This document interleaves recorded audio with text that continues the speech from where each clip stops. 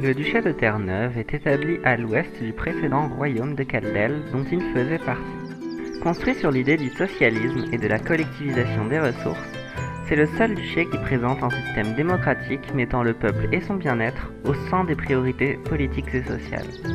Malgré cela, le duc conserve un important pouvoir sur les affaires du duché.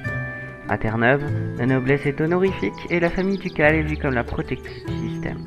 Prenant racine en 4672, quand Warren Frontenac et son groupe, désormais appelés les fondateurs par le peuple terneuvien, arrivent à Caldel dans l'idée d'une société meilleure.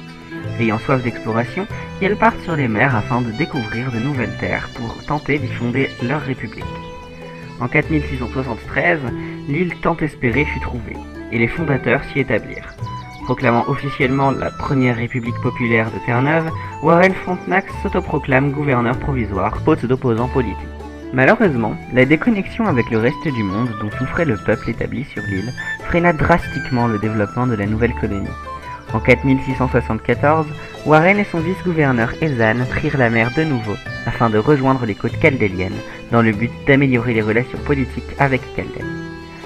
La souveraine de l'époque, la reine Sainte Florence d'Aelsred, venant d'essuyer quelques rébellions, se méfia d'abord des Terneuviens.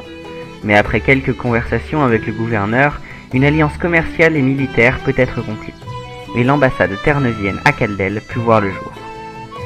Pendant les années qui suivent, Terre-Neuve essaya tant bien que mal de se développer sur la petite île sur laquelle ils avaient décidé de s'installer.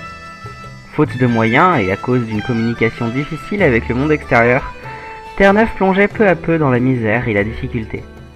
C'est là qu'en 4681, Florence d'Aelsred proposa à Warren de Frontenac des terres ainsi qu'une vassalisation. Réticent au début, Warren prit la décision d'accepter. La République n'ayant porté ses fruits, un système monarchique populaire fut mis en place, autour du duc Warren, qui fut choisi comme duc par les Terneuviens. Terre-Neuve s'installa donc sur les anciennes terres occupées par les Develonnes au sein du royaume de Caldel. Pendant presque une centaine d'années, les choses se passèrent correctement pour le duché, la protection de Florence leur assurant de pouvoir se développer sans problème et sans la crainte d'être attaqués pour leur système politique atypique. Malheureusement, à sa mort, Florence n'eut pas d'héritier et dut léguer le royaume à une famille vassale à qui elle faisait pleinement confiance. Les dirigeants d'Andoras ne le virent pas de cet œil, refusant de prêter allégeance à la nouvelle famille au trône de Caldel.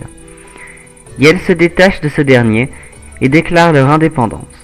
Terre-Neuve, par peur de perdre leur protection, suivit le mouvement et déclara son indépendance. Aujourd'hui, Terre-Neuve est l'un des 3 principaux duchés de Caldel, qui, dépossédé de ses principaux nobles, n'est plus un royaume. Les bourgeois ne sont que des bandits, ils volent et tuent les travailleurs pour avoir des profits. Mais unis comme dans une grande armée, nous écrasons la bourgeoisie, rien ne peut nous arrêter. Nous écrasons la bourgeoisie, rien ne peut nous arrêter.